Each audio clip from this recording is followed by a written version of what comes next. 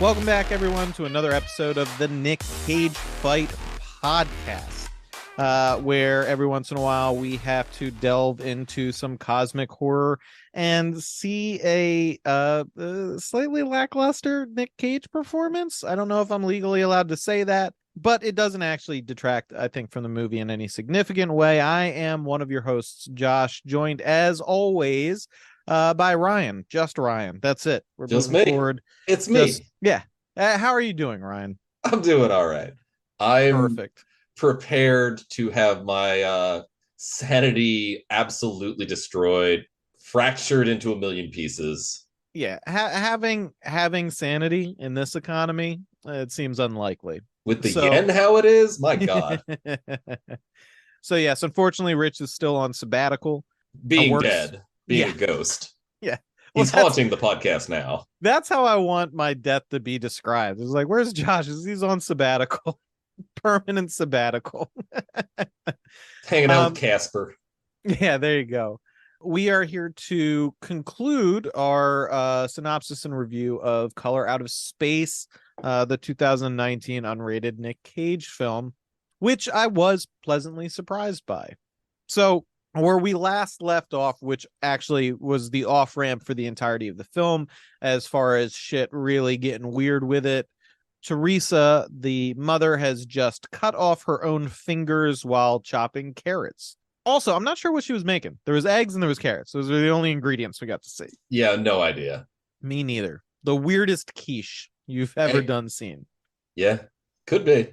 Um, See, those carrot chunks are a little big for a quiche, so I got no clue here. I don't know. You gotta matchstick them or shred them or something if you're gonna throw carrots in there. Yeah, I agree. And I can't remember the last quiche I had with carrots in it. Broccoli. Broccoli is the veggie go-to. Broccoli, spinach. Spinach, hell yeah. Yeah, like potato if you're doing a frittata instead of a quiche. There you go. Hey, it might have been a frittata, actually. That is entirely possible. So Nathan rushes Teresa to a hospital, just takes her, scoops her up and puts her in the car, and takes off after instructing the kids to hold down the fort. The next morning, the kids wake up and set about their chores or what they're doing for the day. Benny goes out to take care of the alpacas. And then later on, Navalia comes out onto the porch. Lavinia.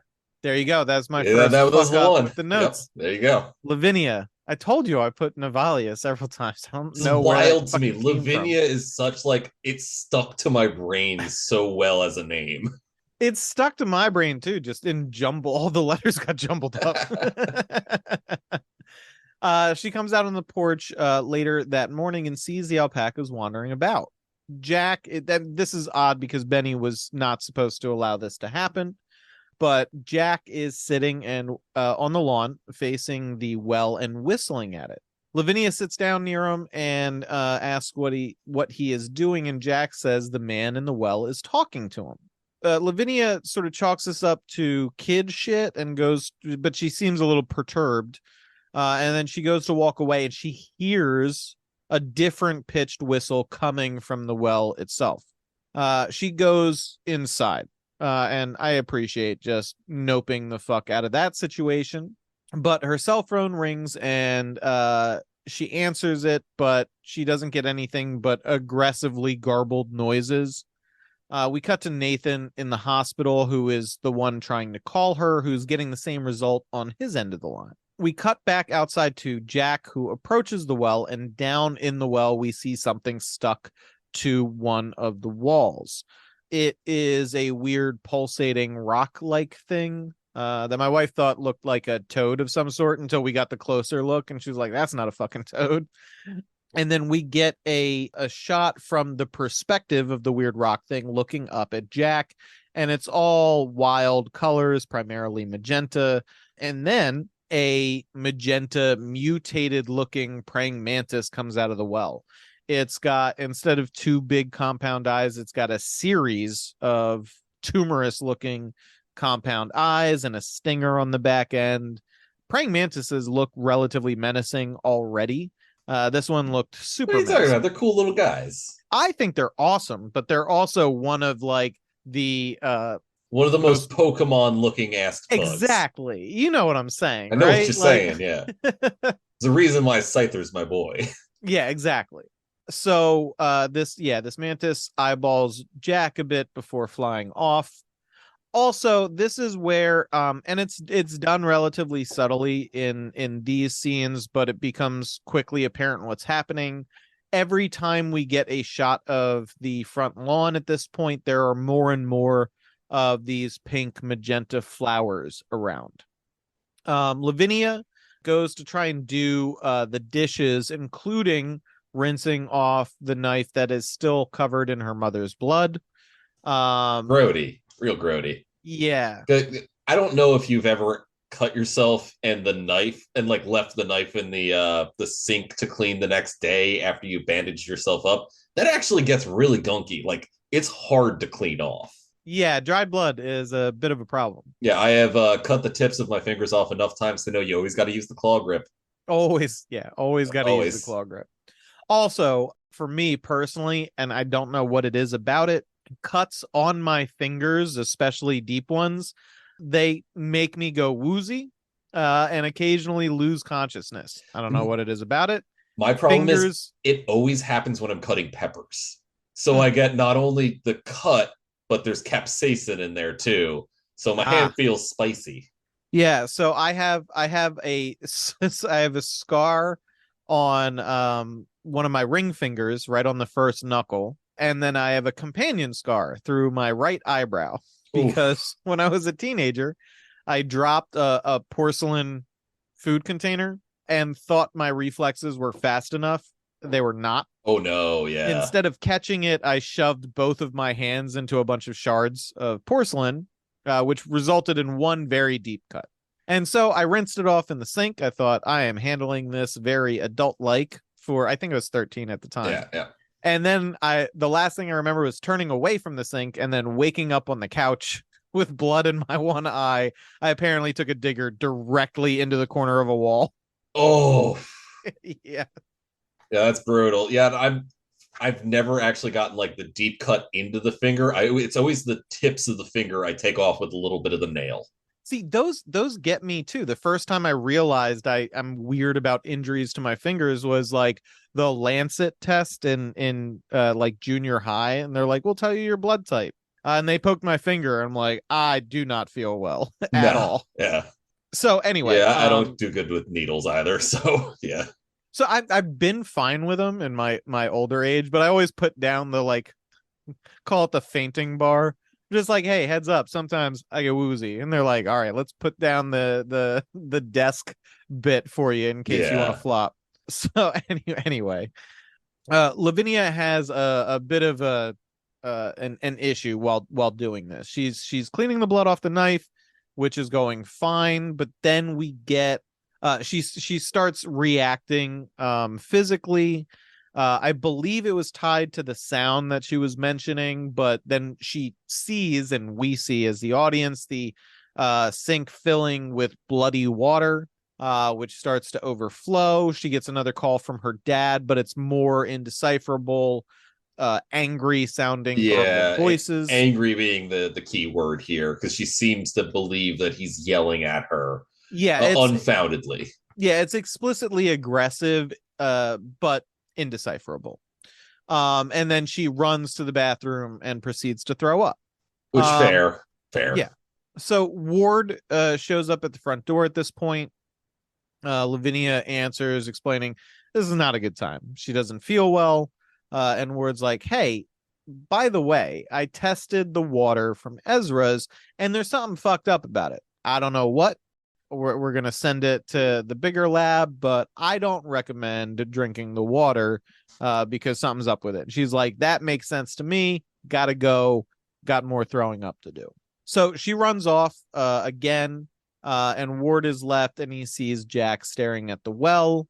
Again, now we have another scene where we cut away from the well back to the well. There's even more flowers around at this point, sort of lending to a sense of how quickly this is spreading, whatever this is, right? So Ward goes to see Ezra again.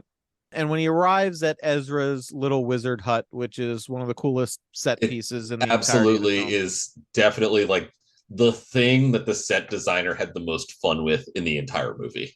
100%. And Ward is there to warn Ezra about drinking the water, but Ezra is already acting kind of funny. He is explaining that he's hearing shit underneath his floorboards. He's got a recording device set up and he's listening through headphones. He insists that Ward listen as well, and mostly he's just hearing static and garbled noises through the headphones.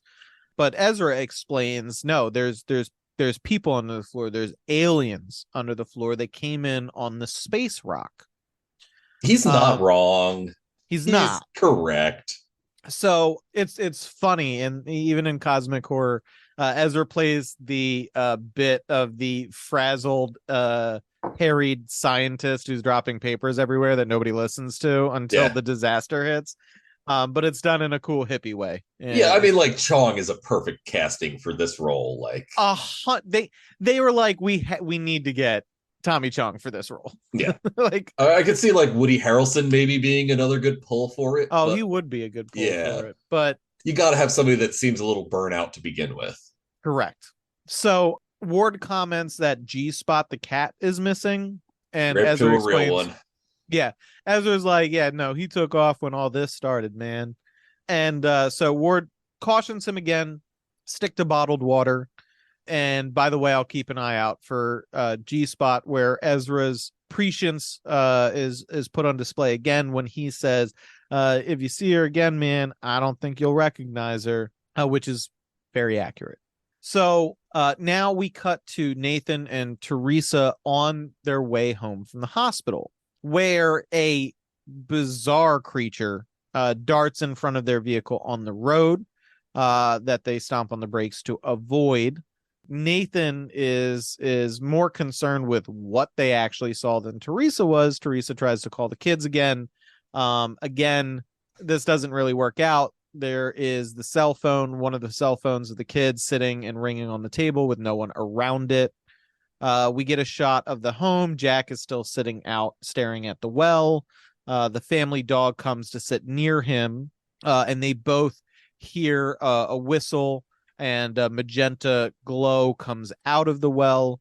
Lavinia is laying in her bed with her ears covered. She's still suffering from whatever auditory issues the meteorite is manifesting in her specifically. And I think this shot framing is specifically one of like the 3 times that we see some of a good picture of some of the witchcraft books that she has in her room, and she's got the bad fake Necronomicon you used to be able to buy at Borders back in the day that is like unreadable. The only reason you buy it is so that you can carry it around near your grandma and she could be like, it's an evil book.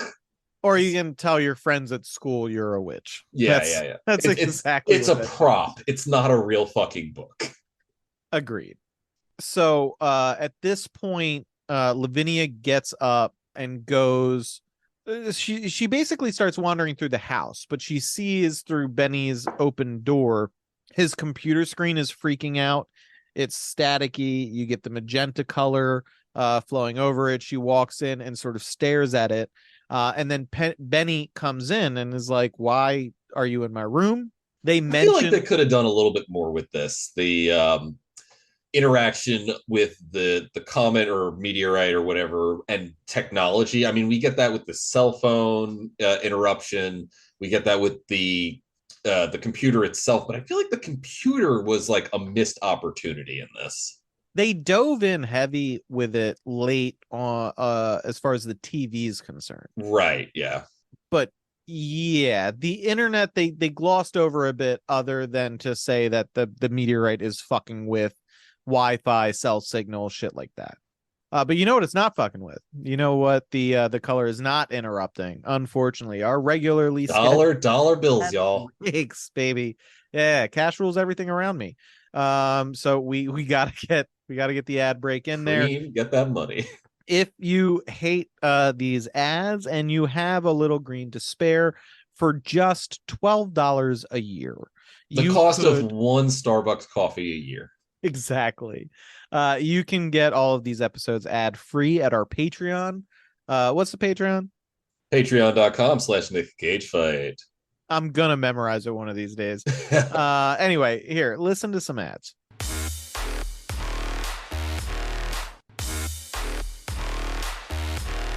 Hot damn, those were sure some ads. Did you give us $1 yet? You should give us $1. Yeah, this isn't punitive. This is just us trying to scrape together uh subsidizing the cost of Zoom. Yeah. No, apparently we just found out that the ghost of Rich has been paying way more money than I ever would for Zoom.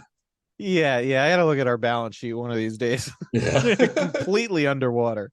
So but yeah, so Lavinia and Benny sort of link up and they discuss briefly some of the odd goings on around the farm. Primarily, Benny indicates that he is having a problem with time. He lost time. He was outside. It was day 1 second. It was night the next second. Lavinia, I think, chalks this up to him being high all the time, which is a bummer because everybody's experiencing weird shit. They should have gotten on the same page earlier. Yeah, in the story. totally. But it probably would have been less compelling of a film. So they both hear the phone ringing and run downstairs together to answer it, but you guessed it, more garbled, indecipherable voices and noises and static. The lights in the house start to flicker, and they both go to try and find Jack, who, as it turns out, is standing directly in the driveway as the parents pull up. Like, worst place for him after being left in his siblings' care. And the parents are understandably a little bit pissed. To make matters worse, the alpacas are out again. They're just wandering around. Yeah. What is going on? Which is basically what Nathan says. He's very disappointed with both Lavinia and Benny, and he goes to wrangle the alpacas, calls for Sam as he enters the barn, but Sam is nowhere to be found. Hey, what do you think alpaca meat tastes like? I don't know, but they do reference it during the first dinner. He's like, wait till next year when the alpacas are ripe, basically. Yeah. And they're like, people don't eat alpacas. They I would them. eat an alpaca. Or sweaters. Yeah, they make them into wool sweaters and hats and what have you. Yeah, I'm assuming they're a little gamey. I don't know. I'm never had fine alpaca. with gamey. You use the right herbs and some garlic, you can cut through that game real good. I like lamb. I like lamb. I like rabbit. I like squirrel. Venison is good when I have the opportunity to try that. Absolutely. Good venison jerky is unbeatable. Hell yeah. So so anyway, Cage is now Nathan, Cage's portrayal of Nathan is starting to act a little bit weird. This is where you mentioned in our preamble, he starts to slip into his a little bit of a vampire's kiss voice. Exactly. I pegged it as he's doing the Donald Trump cadence, which we had a whole discussion on that episode. If you haven't listened, go back. We did a lot of work trying to pin down that fucking accent. And it ended up being like even more mundane than you could possibly imagine. And obscure. Yeah. To top it off. So he's also this is the start of a trend of Nathan being kind of aggressive towards his family. So he comes in and takes a shower, and he notices that the shower isn't draining properly. There is a weird gelatin disc sort of sitting over the drain that myself, my wife, and my brother, who were all in the room at the time, agreed looked like a breast implant. We thought it looked like a breast implant. Oh, okay. I thought it looked like desert cummies, as they call in the army when too many dudes jerk off in the shower and it gets backed up. I didn't want to know that was a thing. Is that's that a thing? Yeah. That's terrible. That's a thing in the army that I've heard from multiple people that have been in the armed forces. Absolutely. Gross. Gross. I'm gonna have to check with my vet friends if that's a thing. Anyway, either way, Nathan makes the ill-advised choice to pick this mass up, which then does this weird like webby thing around his hand, which freaks him out, and he drops it. Also, he is now experiencing a bit of a rash is developing. He's itchy basically from here on out, and that progresses horribly. So when he comes out of the shower, he's freaking out about the plumbing, and Jack is worried about Sam being missing, and Nathan is still smelling that weird shit that no one else does. And this is where like his aggression and delusion sort of come out in a really unsettling fashion, because this is where he describes the smell.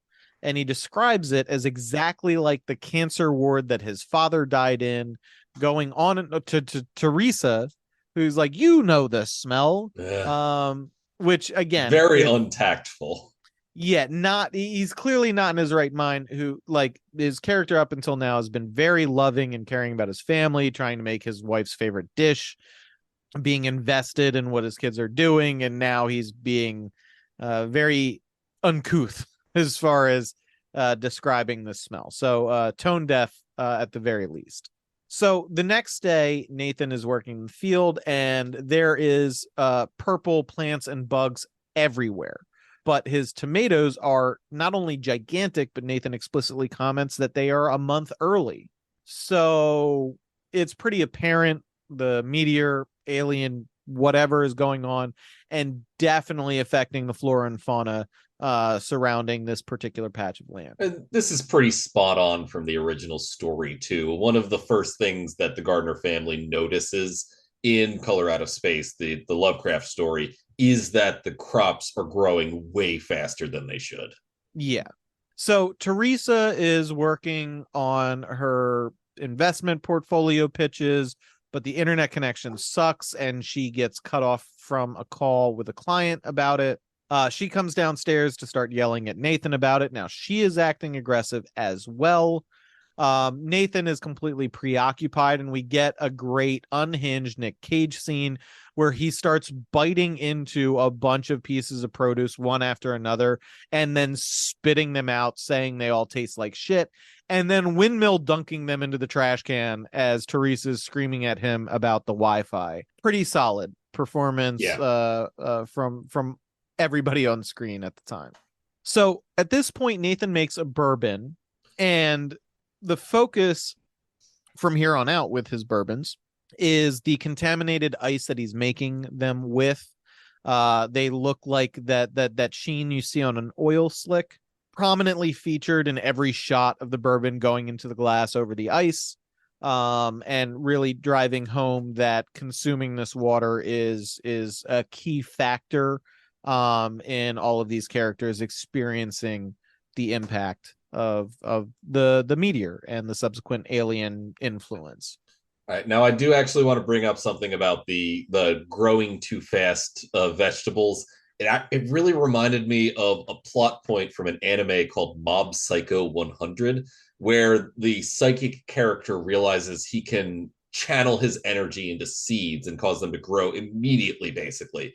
But they taste like shit because they didn't have the time to take in the nutrients from the ground. And it really rung very similar for me to that plot point in this. Gotcha.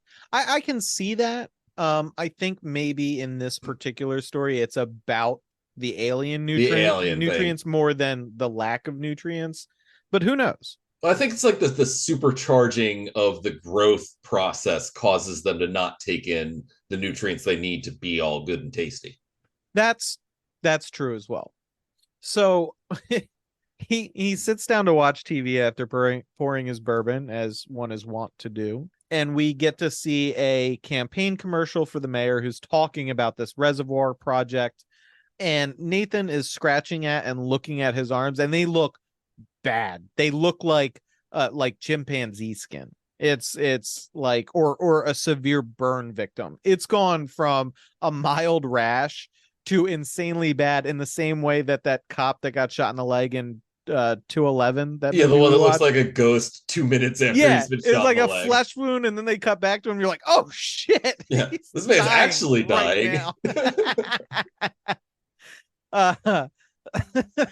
I'm sorry. We're never gonna let that go. That will always stick with me, because like explicitly when that happened, I was like, that doesn't look too bad. And they cut the camera back over to him. I'm like, oh my god. Yeah, he's got the Bela Lugosi Dracula white face paint. The director must have screamed at the makeup department. They're like, you know what? Fucking fine. You're gonna get exactly what you want. Anyway, this is that kind of progression. Yeah. It is very, very fast moving. But I do love Unsubtle is what I would say. yes. But it's what the story needs. But also Nathan has a very dude response to this where he just dips his fingers in his bourbon and rubs it on the Oh my affected god, skin. I got a story about something Please. exactly like this. So I got a buddy who got a really bad case of chiggers walking through the Pine Barrens one time, and he was already a little bit drunk by the time we got back to my other buddy's house where we were going to do a movie marathon. His idea of a remedy for getting a bunch of bugs under his skin was, oh, I'm going to break out this ass pocket bottle of Myers rum and pour it all over my fucking legs. Actually, I think you know this dude. Who I'm gonna beep I out his do name. know him. Yeah, Yeah, bleep that. I'm gonna bleep that out, but yeah. I do know him. Yeah. Well, did it work? No. No, the other buddy's mom who was living at the house at the time was like, that's not gonna work. And it didn't. And then she was like, I'll tell you what, nail polish will do the job. And he decided to, yes, paint his legs with nail polish after that. Perfect. But fantastic. I was gonna say, as soon as I saw that on screen, I was like, this is definitely a dude response. Absolutely, yes. 100% a dude response. We've all been there. Yeah. So dudes rock. Yeah, it's very much a dude's rock scene. So night falls again, and Jack goes downstairs to see Nathan passed out in front of a staticky TV screen. Lavinia upstairs is leafing through her copy of the Necronomicon at this point. She's turned to dark magic as a potential remedy to what her family is going through. Benny now, when we say the Necronomicon, we do mean the Borders Necronomicon, not the Abdul Al-Hazarad Necronomicon. Correct. And its effects bear that out pretty well. Yeah. So Benny is sitting on the porch and is joined by Jack. Almost the entirety of the front yard at this point is covered in magenta. Lavinia is casting a spell in her room. She's got like a circle of candles. She's got the book in front of her. And it looks like it's a pretty intense spell because she cuts down her forearm with a box cutter, which is not advisable. No, that's the way you actually want to do it if you're gonna kill yourself. Yeah, not ideal. Not very, our advice, but very true. And then we see her carving additional runes into her skin, including one. There's the elder sign.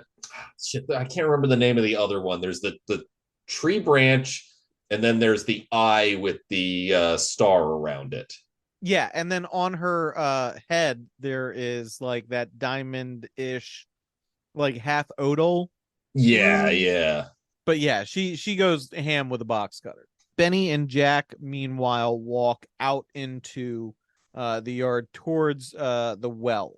In the barn, we cut to the barn at this point, and something is up with our alpacas, the animals of the future.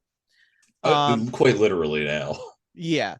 This is where we get I got heavy Carpenter the Thing vibes. Yes, absolutely. Not from just here like, on out. Oh, from here on out, but like not just the like creature design, but also the cinematography and some of the color grading that they use really made me want to watch The Thing in this sequence specifically. The Thing in capital letters features prominently in my notes from here on out. It's just impossible. As it should. It is, in my approximation, the greatest piece of science fiction horror ever produced. I agree 100%. Be damned whatever Roger Ebert said when that first came out, because he did not like that movie. And the practical effects stand up to this day. Also, John Carpenter is one of my favorite real life characters because he quit making movies so he could smoke weed and play his Xbox. Yes, rock. He just wants to play video games. Do yourself a favor, check out some of his more recent interviews. Oh, you know I do. Where they're just like did you read the Nick Cage John Carpenter interview? I probably have. I don't It's just a conversation between them, and it's excellent. And John Carpenter is trying to get Nick Cage to start a scam company so that they can make money, so we can buy more weed and play more Xbox. I would buy into that scam company, Absolutely. 100% without any hesitation. But I just love, I saw, for whatever reason, probably the algorithms listening to me, but like I saw a bunch of snippets of John Carpenter interviews literally today, and I was like, some people would say you're one of the masters of horror, and he's like, oh, that's nice, I'm sorry, I was eating a popsicle. Yes. Yeah, no, definitely hunt down the Nick Cage and Carpenter in conversation, because they have this beautiful back and forth about the films of Ishiro Honda, the original director of Godzilla, and how much Cage fucking loves that dude's work. So we might have to have like a little Patreon episode where we watch some of the movies that he shouts out specifically. Oh, happily. And then like other ones, there was just like quotes from John Carpenter. He's like, I don't care about any of that. I just want to be left alone and play my video games. I don't want to bother anyone. Yeah. That's just like. I also love that he's like a big fan of one of my favorite more recent horror video game franchises, The Evil Within. He's super into those. Oh shit! Yeah, no, I played those as well. Yeah, because the first one, or they're both Shinji Mikami joints, the guy that did the original and fourth Resident Evils. So you know they're going to be good. I mean, the first one's not, but the second one is legitimately excellent. Horror is, I'm sorry, if you're a horror fan, you have to put up with certain things. And like once real horror fans embrace those things, and once you do that, you have a really good time. And I'm sure chronic listeners of our podcast will realize where me and Ryan's brain is about those types of things, because we speak very lovingly about what many people would consider, I think, bad rank movies. Trash. Yeah. I love rank trash. I love a good patina of stank on a bad horror movie. 100%. It's like, we're like raccoons in their favorite dumpster. Okay. Yeah.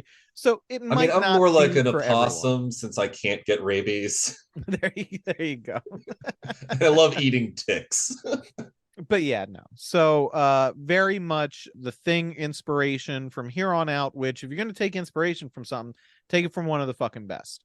I think our stance on that is clear. But yeah, the alpacas are doing that. There's some mutating and morphing as the color chases them out of the barn. We get some more physical demonstration of the color interacting with the world at this point. From here on out, the light has just the color has just chased the alpacas from the barn, and Teresa has exited the house to see Jack standing in front of the well, and she runs to him as the color comes out of the well and engulfs both of them as Benny watches on. Nathan comes out of the house just after this, and Benny looks horrified. So we know we just missed, it's off camera still right now, something terrible has happened to Teresa and Jack. Benny and Nathan carry them into the house and lay them on the couch. We can't see them. We see the perspective from behind the couch. We see Teresa's obviously bandaged hand hanging past one of the armrests, and one of Jack's small arms hanging over the back of the couch, but that's all we see. Lavinia comes down at this point, covered in her carved runes, and we finally get a look at what occurred, and they are in fact Teresa and Jack, I'm speaking of, fused together in horrifying John Carpenter's The Thing style fashion. It looks like those fucked up dogs from the beginning. It's rough. Yeah. Now I will say this is as good a time as any to mention this. There is some egregious CGI in this. Yeah, I was hoping it would be mostly practical effects, but I did remember there being a bit of CG. It's interspersed with, I think it was a budgetary issue more than anything else, because there is a fair amount of really grotesque, great makeup work. And then there's some really shitty CGI later on. But that is the price you pay sometimes to make the horror movie that you see in your head. Yeah. So Yeah, there's definitely some ideas that Richard Stanley had that just would not transfer to a practical effects like idiom. yeah, not without more money. You know Yeah. what I mean? I So mean, I don't even think you could throw enough money at it for all of it to work. agreed. So in the cold daylight, Nathan tries to start his car, but it's not working. We get another great unhinged Nick Cage scene, where he pounds on the roof, screams, calls his car a cocksucker several times. It goes on for a solid 20 seconds. As far as unhinged Nick Cage scenes, we got a couple solid contenders from this We film alone. do, in fact. Even though I agree with you, his general performance is kind of lackluster, with the exception of the reporter scene. I think it's just too scattered. I think Yeah.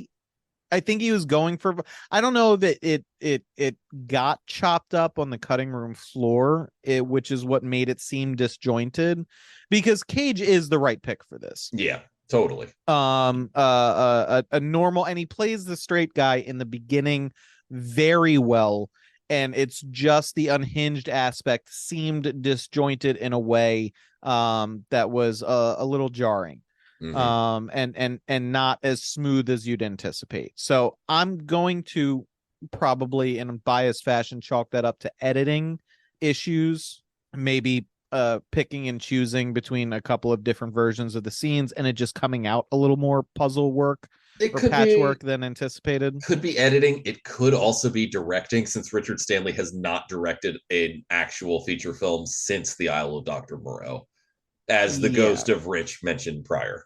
Yeah. So might be a skill issue, might just be a consequence of editing, but either way, it works. It just doesn't work to the level that you would expect.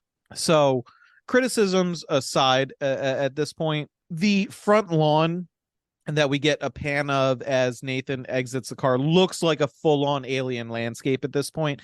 And to be perfectly clear, when I criticize the CGI here, I'm mainly talking about the creatures. Whatever they fucking did to translate the transformation of this humble farmstead into an alien landscape was amazing. Yeah, It was absolutely. really fucking well done. Inside, Lavinia and Benny are watching over the horrific Teresa Jack, and they talk a bit about the effects that they're all experiencing, and tying it back to the arrival of the meteor, the comet, whatever. So Nathan comes in, and I do love the injections of humor in this film, because he comes in, he's like, car's not happening. And Lavinia's like, what do you mean it's not happening? He's like, it's not happening. Like, I feel like I said everything that needs to be said about it. The car is not working. Yeah. So at this point, they realize that the sunlight is hurting Teresa Jack a bit, which is weird because it's brought up and immediately dropped. Like, sunlight is not a effective countermeasure to the effects that they're experiencing, though they do take Teresa Jack up to the attic at this point, but failed to cover the only window that is at the apex of this house that light is pouring through. Yeah. Yeah. It doesn't make a lot of sense. I mean, So it's a weird inclusion. I can chalk that up to everybody's stressed. Yeah, that tracks. So they get him upstairs, put him in the attic, and I will admit the noises that Teresa Jack are making at this point are horrifying. Okay, so the attic is actually something I did want to talk about specifically, because the architecture of this attic really reminded me of the description in Dreams of the Witch House, another H.P. Lovecraft story of an attic with wrong angles. Everything seems like not naturalistically built in that attic. Which, it's funny now that you're mentioning it. I agree, because it seems in certain shots very open and broad, and then in other action shots very narrow like and cloistered, claustrophobic even at certain yeah. points. So like it definitely brought me back to that. And also a book by not necessarily a Lovecraft alum, but like someone who took influence from Lovecraft, the Hounds of Tindalos by Frank Belknap Long, a book about how wrong angles can bring about like horror and insanity as well. Yep, absolutely. So it's also, now that you mention it, I just want to throw this out there. It's very weird. Another aspect of the attic that is weird is there is a door in the upstairs that appears to lead directly into this attic room, but I didn't think about it until you mentioned it. I assumed there is a set of stairs or something beyond that door, but there doesn't appear to be. No, not It's at just a all. door from the upstairs into a weird attic space. The architecture of this house is really busted, and that's one of the things I really appreciate about the production design of it. Little House of Leaves there, if you want Absolutely, a yeah. modern The take on that. 2.5 minute what do you call it? Perimeter walk or perimeter walk. No, it was the 2.5 minute hallway. oh, there you go. Okay. Yeah. I was gonna say that the first thing in the book is where like they took the dimensions of the outside of the house and then the ones of the inside of the house, and they're like, mathematically, this is impossible. And then that door shows up. yeah. So yeah, the noises, by the way, are horrifying. It's two distinct voices, no distinct words. It's pretty unsettling in general, and well done, and they don't make pains to like overemphasize it. I just found it very unsettling. So outside, the alpacas start freaking out, and Nathan goes to investigate.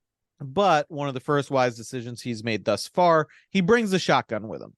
However, when he gets to the barn, the true horror of what is going on is, I mean, beyond his wife and his youngest child being fused together, is put on full display by the alpaca mass.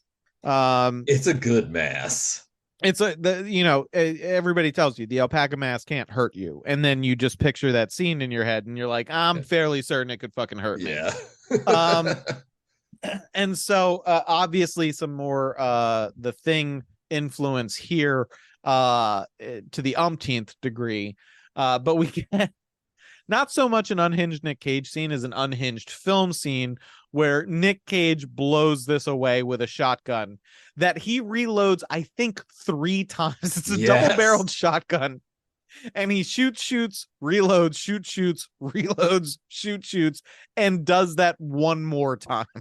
I cannot blame him. And amazing. Yeah. And yes, very realistic. I wouldn't have stopped shooting. No, you don't stop shooting until it's just a pile of red goo.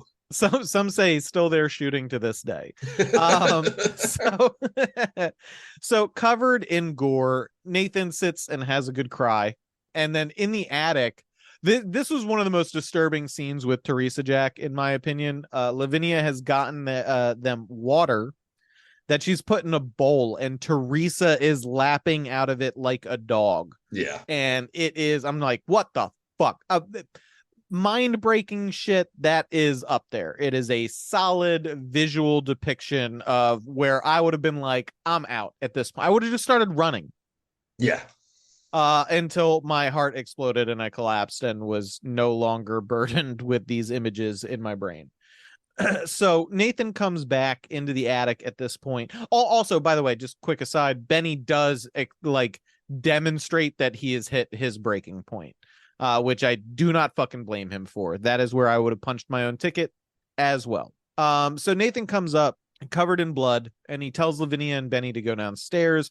This is one of the only places where I have a real problem with the dialogue, because the kids know or have a sense of what Nathan might be intending, and they're like, what are you going to do? And he's like, I'm going to handle it. Yeah. And completely unnecessarily, the only unnecessary part in the film, in my opinion, is Lavinia goes, like you handled the alpacas. Don't say, cut that line specifically. Cut that line. It's all there. It's better if you don't have that line. And the kids accept and walk downstairs, which they ultimately do. So I said, not a lot of fat on this film. You could have cut off maybe 30 seconds. I think for Lavinia's character, that actually works, though, thinking about it a little bit. Making him say it. Making him say it and acknowledge what he's about to do. Yeah. Yeah, you might be right. And it might influence his actions. I think this is probably something that came up in production of this, where there might have been an argument, but I think they might have landed on the right choice here, because Lavinia has been very active in her vocalization of understanding what's going on. That's true. And it might be what changes it possibly alters the outcome from here. Yeah. Because what happens when the kids leave is Nathan approaches Teresa Jack with the shotgun, leans down, shares a term of endearment with Teresa, and then kisses her in one of the grossest scenes in the film, because he kisses her several times, and every single time there's that. I don't have a thing to compare it to off the top of my head, but there's like the multiple strands of like goo between each other's lips when he does this. Yeah. It's And grody. it's bad. It would cause a visceral reaction It's in like people. two people who kissed that had way too much milk recently. Yeah, it's like it's more than that. I've seen those strands before, but I can't fucking place it in like peeling a sticker that's been in the sun for like a solid 6 hours. It's the dog mouth dribble from The Thing is what it is. Like, we keep coming back to The Thing because that, I think, is the most cogent visual inspiration for this. Yeah, or maybe another potential influence, like some of those mucus strands when the alien eggs open up. You know what I mean? Oh yeah. Yeah, it's tough. Also, you know what else is tough? Not giving us $1 every month Give us to $1. avoid the ads. We don't want this any more than you do. I know you're $12 a listening, year. Aaron. Give us $1. It's just That's a $1. shout out to my manager who definitely listens. What are you gonna do with that extra $12 a year? I want to know. Write in, please. We'll read them on air, okay? On what you're gonna spend those $12 you're saving. Nick Cage Fight Podcast at gmail.com. Send us what you're going to use those $12 for other than giving us money. Yeah, or go to the Patreon and give us those dollars so I can stop doing ad breaks. I hate it.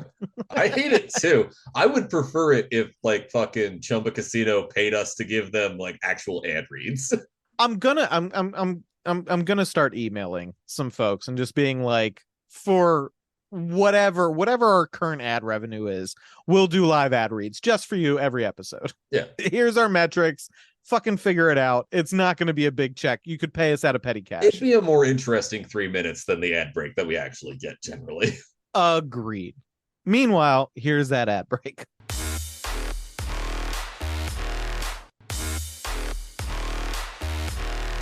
And we're back. Due to technical constraints, the pause there for edit is not as long as it usually is. I mean, I'll still notice it. It's fine.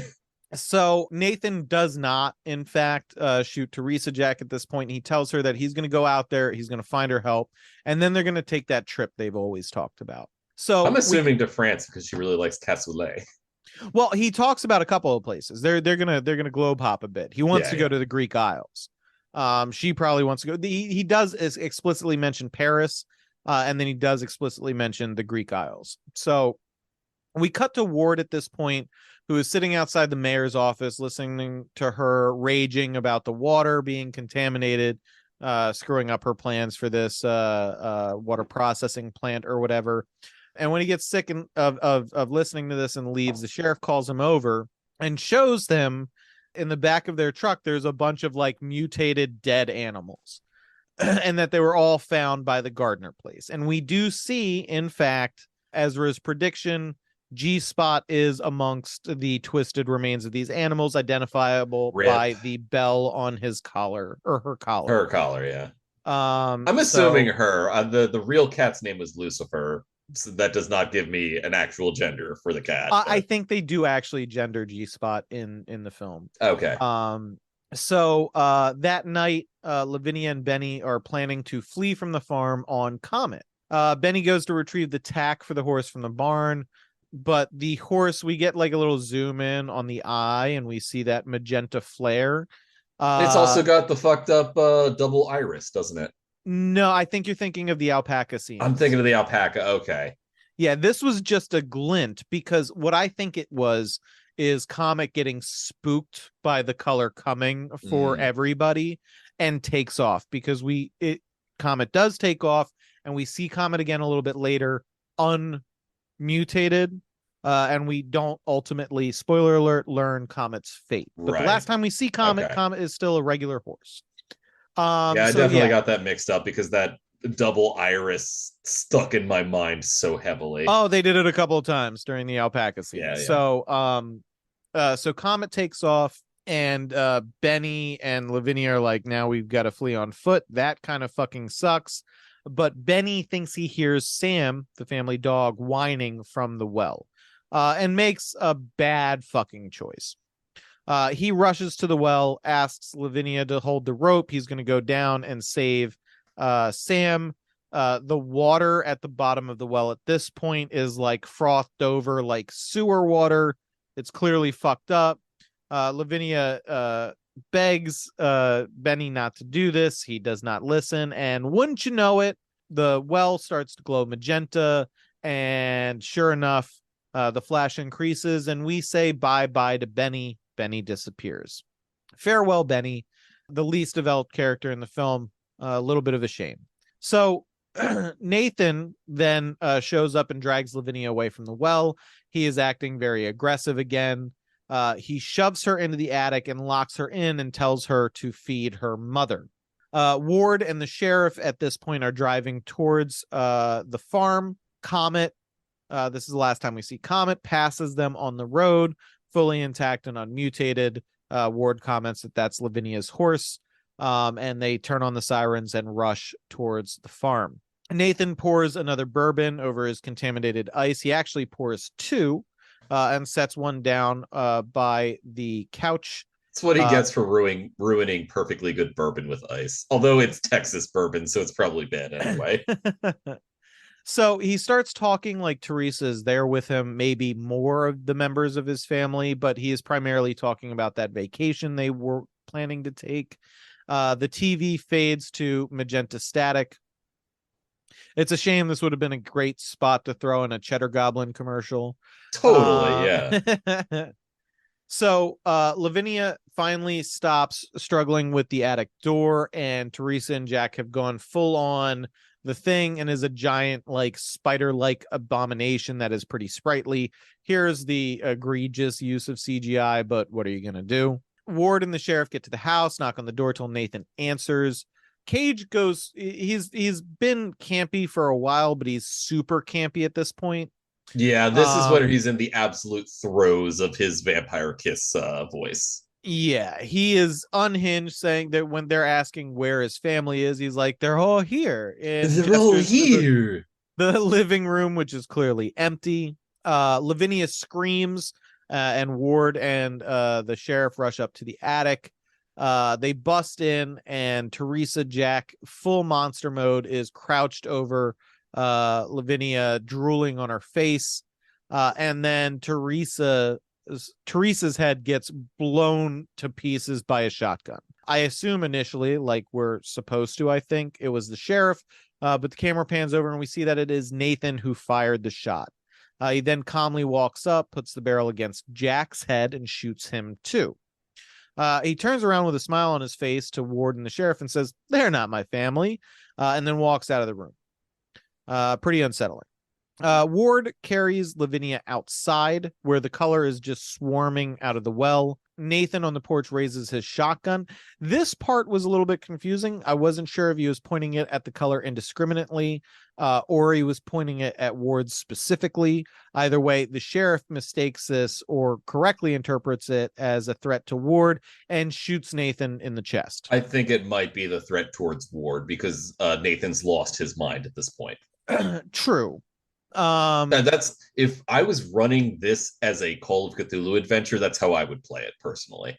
I actually like the ambiguity, since Nathan did have some level of lucidity to just take out Teresa, Jack. Mm-hmm. And the sheriff not is Lavinia. Yeah, that's fair. Yeah, and the sheriff is a know-nothing as far as these events are concerned, and misinterpreting that adds a tragic element that I think is pretty solid. So Lavinia rushes to her shot father. Ward and the sheriff discuss, rather panicked, that Ezra is still on site. They've got to go get him out of there. They've got to get everybody out of here. One of my favorite scenes in the entire movie, actually. So the shooting of Nathan has snapped Lavinia pretty solidly. She's like, none of us are getting out of here alive. Ward's like, I'll come back for you. And she's like, I fucking live here. So she seems pretty far gone, at least mentally here, and who could blame her? So they take off for Ezra's, and they get to his wizard hut. There's Uh, something about the thrumming, low recorded sound in this scene that actually gave me like a level of anxiety. I agree entirely. I think the scene was predictable, but still unsettling, Oh, which is it doesn't matter if it's predictable. I think it was perfectly shot, perfectly like sound design specifically. They got down pat for this. yeah. So let's describe it. So what we have is they enter Ezra's house, and they hear Ezra talking. He's sitting in a chair with his back to them, and he's basically doing a lore dump of what happened. I mean, he's talking cryptically, but he's explaining how the color came here, invaded everything, and everything that was outside is now inside. And yeah, I'm not going to be able to do it justice without direct quotes. This is where I recommend check out this movie. If you like Definitely check Lovecraft out this shit, movie. check It it out. rules. Yeah. So this is going on as Ezra and the or as Ward and the sheriff circle the chair, and we see that in fact Ezra is husk-like, uh, Eyeless, glowing a bit. He looks like he's drained is yeah, the term I would use. Yeah. he's dead, but the sense I got was almost like a chrysalis. You know what I mean? Yeah, Like I had a feeling like it felt like the recording they're listening to might have been in real time as a transmission from this chrysalis, as you put it, and not necessarily something he recorded before his eyes popped out and he began to dry out like that. yeah, and that's the other cool thing. Like Ezra's dialogue is coming through his tape recorder that he was using before. But is it a recording? Is he transmitting to it now that he has become one of the colors? I think it's the latter, personally. Or whatever it is, it's fucking unsettling and expertly displayed. So he starts to glow stronger with this magenta light, and Ward and the sheriff flee outside the wizard hut. The sheriff is scooped up into the air by the color, and Ward gets to see him then killed by a tree. Very Maybe, Evil Dead. yeah, I was gonna say maybe another influence, very Sam Raimi Yeah. style. I mean, With the shot composition and the way the camera moves is not exactly Sam Raimi, but I can see where you're coming from in that. yeah, Yeah. not enough spinning around, but Not I enough spinning did around. Yeah, yeah. Like the camera is not like all over the place like it should be in a Sam Raimi joint. I did like that slow because it's like it's obviously like in the process of killing him, and then it slows down a bit to like spike his head at the end. Yeah. That's solid. So Ward retrieves the sheriff's shotgun and flees back to the farmhouse where he sees Lavinia standing in front of the well that is just erupting with the magenta light. She turns to look at him, and her eyes are glowing with the color. And when she locks eyes with him, he sees a massive alien landscape writhing with worms and colors, and it comes to this apex. Like on this peak, there is the same symbol that is carved between her eyes at this point, and then he falls back, and the grass itself seems to reach up and try and hold him down. So this part is not from the original story, but it does actually make me think specifically of at the Mountains of Madness, another Lovecraft story, where one of the researchers in an Arctic expedition sort of has a similar hallucination. Or not necessarily a hallucination, but like a vision of an alien world. Yeah, and to be fair, because we didn't cover it in my notes, there's a lot of shout outs to the broader H.P. Lovecraft world. In news reports earlier on, they mentioned Innsmouth, Ipswich, a number Miskatonic of University, which wouldn't have yep. been mentioned in the original story. But again, Ward wasn't a part of the original story. Ward was like an unnamed narrator telling a story that was related to him by someone who witnessed this named Ami Pierce, who was like a local yokel. Yeah, so Ward Witnesses Lavinia turn back to the well, outstretch her arms, very reminiscent of the ritual she's done up to this point in the film, and then disintegrate into the light itself. He flees into the house where Nathan is still seemingly alive, but he also sees the shades of the rest of his family. Nathan mentioned that his family's all here, except for Benny. Benny lives in the well now. There is a brief scuffle, but ultimately Ward escapes to the basement. And then magenta, like all of everything, the light and sound builds to a crescendo. All the wine bottles shatter. There's a bright flare of this magenta light that washes out the screen. And then all of the light is leached out. It's a white screen. And when it fades back in, the color remains leached out of the scene. Ward pulls himself out of the rubble of the house, and we see that essentially the entire Gardner farm has become a larger crater reminiscent of the meteorite's initial crash site. Here's where I think they should have actually used the original terminology from the Lovecraft story. I think blasted hearth is a immaculately perfect terminology for this stretch of land which would have been shunned in the original story. Now the original is set in like the 1800s, so the idea of a shunned land might be more prevalent than it is necessarily now, but I just think it was a missed opportunity. Yeah, language aside, the visuals are incredibly well executed. Yeah. And then we come to the final scene and voiceover narrated by Ward. There is a dam built now. Water is flooding a portion of the valley, assuming the portion that the Gardner's farm was on. And he mentions, he hopes the water covers the entirety of this place. But even then, he wouldn't drink it. We see Ward older or prematurely aged, although clearly some time has passed, smoking on top of the dam. Whether it's a joint or a hand-rolled cigarette, we're not. It's a cigarette. Yeah. But I can state that on the rate that it's actually smoking, just because I smoke both. I'll hand roll my joints. I'll hand roll my cigarettes, and those hand rolled cigarettes smoke a little bit faster than the joints. So he has kept Lavinia's old compass, and then he walks off, and we see a great view of the sky, and which has a bit of a borealis effect happening. And one of those mutant mantises flies by, and then the credits roll. A plus. I agree. A plus movie, yeah. It was clearly written by people who had a love of the source material. They got a little MCU wink and nod with the references, but I don't think it was overbearing. I think that there was an intention that they were going to do a trilogy of these. They were going to do the Dunwich Horror and I think Shadow over Innsmouth as the next two. So I get wanting to lay down some groundwork for the world of Arkham County, essentially. Yeah, and I get that, and I would absolutely watch those if they released. They're not gonna, because Richard Stanley beat his wife, and that dude's a shitbird. Well, there you go. Fucking put this on your shelf next to fucking Jeepers Creepers. Put it next a little bit further away from those. A little further away from those. Don't put it next to your Roman Polanski films. Yeah, for fuck's sake, man. Yeah.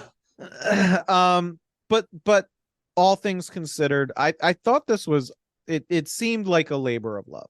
Yeah. As far as trying to do it justice to the best of their ability. I enjoyed it. Same. I know it's probably I know that Rich's Ghost did too. True.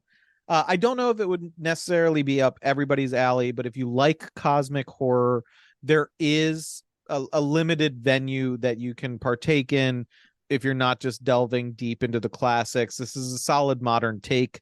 Quick shout outs, because our technical issues are putting a clock on us, literally. If you like reading The Fisherman, I highly recommend. One of the best modern interpretations of cosmic horror I've read in some time. The Ballad of Black Tom, also incredibly good. I'll throw one in here. The Cipher by Kathy Koja. an excellent piece of cosmic horror that not a lot of people know about, but legitimately fucked me up for like a month after I read it. Got me. I actually disbanded a book club I was in. I was in a book club with a group of people, and we were round robining the picks, and I settled with The Cipher. It was between that and The Wasp Factory. Yeah. But I ultimately went with The Cipher, and everybody read it. Everybody opted out of the discussion, and the book club ended. I swear to God.